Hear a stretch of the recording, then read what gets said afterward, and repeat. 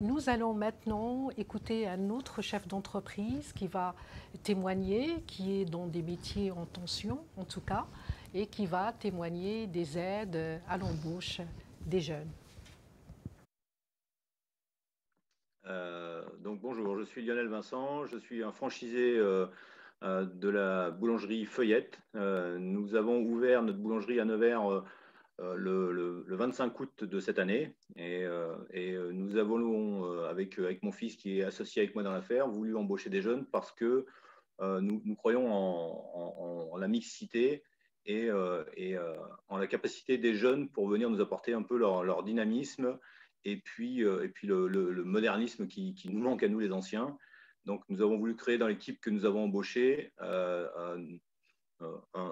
des équipes mixtes en fait, hein, avec des jeunes qui sortaient de l'école, hein, puisque nous avons actuellement dans l'équipe 7 jeunes qui ont moins de 26 ans, et puis des personnes un peu plus âgés qui apportent, eux, leur expérience du monde du travail. Alors, le dispositif nous a été communiqué par les équipes de Pôle emploi avec lesquelles nous avons beaucoup travaillé au moment du recrutement. C'est par eux que nous sommes passés pour faire les premières sélections. D'abord par l'intermédiaire d'une plénière, puis par l'intermédiaire de quelques entretiens, de nombreux entretiens en individuel. Et c'est donc nos interlocuteurs, interlocutrices d'ailleurs, à Pôle emploi qui sont venus nous alerter sur justement ces nouvelles aides qui nous étaient octroyées. Alors, ça n'a pas changé quelque chose puisque nos embauches, nous, on va dire, étaient déjà faites pour la plupart, que nous avions déjà eu, enfin, ça ne nous a pas incité à embaucher, à changer notre façon de voir les choses. On avait déjà cette idée en tête sur le fait de vraiment faire des équipes mixtes. Ça nous a conforté dans notre choix. Et puis après, pour une entreprise qui débute, avoir ces aides, c'est quand même sacrément intéressant, surtout dans cette période où ben voilà, nous sommes une boulangerie avec un salon de thé. Aujourd'hui, notre salon de thé est fermé et c'est 30% de notre chiffre d'affaires qui s'en va. Donc ces aides sont plutôt intéressantes pour nous en ce moment. Donc, à la fin du collège, je voulais aller en apprentissage. On m'a plus conseillé de faire un bac général, alors que je ne voulais pas. Et je me suis donc lancée pour faire un bac pro en boulangerie-pâtisserie. Pour passer mon bac, j'ai passé mon CAP en pâtisserie. Et à la fin de mes 3 ans, j'ai passé mon bac pro en boulangerie-pâtisserie. Une fois le lycée fini, j'ai pas trouvé un emploi en pâtisserie tout de suite. Je suis donc allée chez Pôle emploi. Ils m'ont pas mal conseillé, mais je suis quand même restée de mon côté. J'ai envoyé pas mal de CV aux boulangeries des alentours. J'ai passé 11 mois sans emploi. J'ai été sollicitée par Pôle emploi pour passer un entretien avec mes employeurs actuels. Donc, ma conseillère m'a proposé de participer à une réunion où il y avait les employeurs. Ils nous ont montré un diaporama sur l'entreprise. Ils nous ont montré les postes à promouvoir, toute la gamme de pâtisseries qui existait, même les fiches recettes. Ça m'a fait un petit peu peur, mais Merci à ce chef d'entreprise pour son éclairage et son témoignage. Et je me tourne vers Monsieur Rivel, hein, en tout cas, qui va nous présenter les aides exceptionnelles à l'embauche des jeunes. Alors, vous dire deux choses. D'abord, le plan de relance, il s'adresse à deux grands acteurs, les entreprises d'un côté et les jeunes de l'autre. Et ce n'est pas un hasard si le gouvernement a mis 100 milliards d'un côté et 7 milliards de l'autre, sachant que c'est inédit depuis quasiment tous les temps. Alors, quel est l'objet d'avoir mis tout cet argent pour le plan de relance? D'abord, c'est parce qu'on doit faire en sorte aujourd'hui que l'économie tienne. L'économie aujourd'hui joue le jeu, même si on est en difficulté aujourd'hui pour un certain nombre d'entreprises qui sont impactées par le confinement.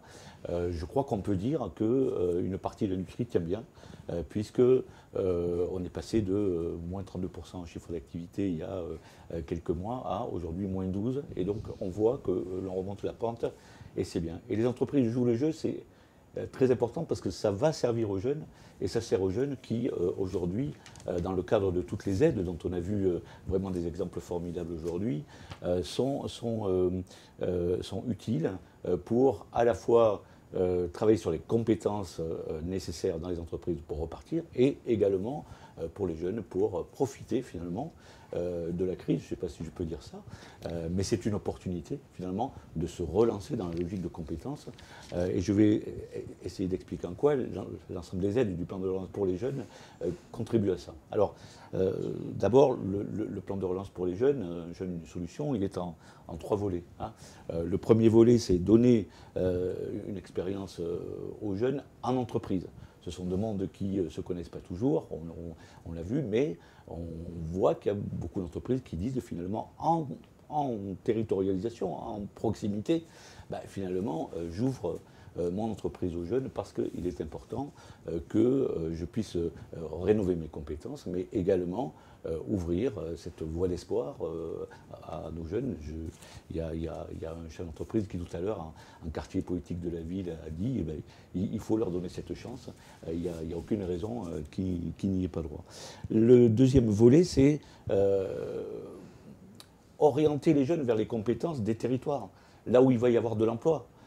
Et c'est très important, effectivement, comme le disait Océane Charry-Godard tout à l'heure, que l'on puisse aller vers ces métiers nouveaux, ces métiers d'avenir, qui vont permettre de donner du sens, d'abord, et puis également, puisqu'on sait que la mobilité est un frein chez les jeunes, de proposer aux jeunes des métiers qui sont à proximité et également le chemin, le parcours pour pouvoir atteindre ces métiers-là.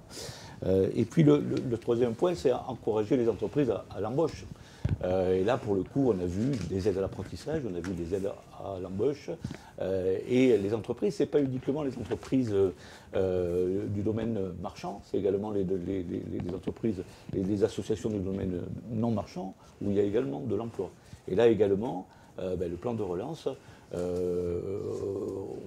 réaugmente un certain nombre de contrats aidés, à embrayer dans la continuité de ce qui a été créé dans quelques régions l'an dernier, les emplois francs, etc., etc. Donc ce sont toutes ces aides-là qui aujourd'hui permettent aux jeunes d'accéder au monde des entreprises et aux entreprises d'orienter les jeunes vers les métiers qui sont les leurs.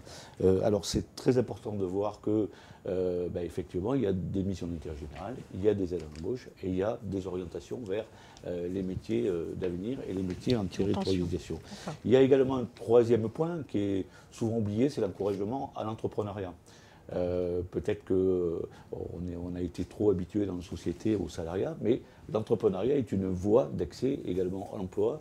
Et pour le coup, on sait que notamment dans les quartiers politiques de la ville, il y a énormément de dynamique de la part de certains jeunes. Et de potentiel, pour le coup, tout à fait. Et du potentiel. Et de ce fait, effectivement, là encore, il y a des prêts d'honneur et il y a des aides à l'emploi qui sont à la création d'emplois qui sont possibles et à la création d'entreprises.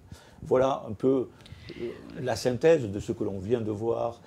Et d'ailleurs, il faut remercier tous ceux qui ont préparé tous ces documents parce que c'est assez formidable et ça doit nous garder l'espoir. Et j'ai envie de finir sur une note très optimiste. On voit des choses qui marchent véritablement aujourd'hui. D'abord, notre économie qui tient quand même le coup, même si avec les difficultés des fêtes de Noël, bien entendu, on a un certain nombre de gens impactés et c'est dommageable. Mais l'économie, de manière générale, tient le coup.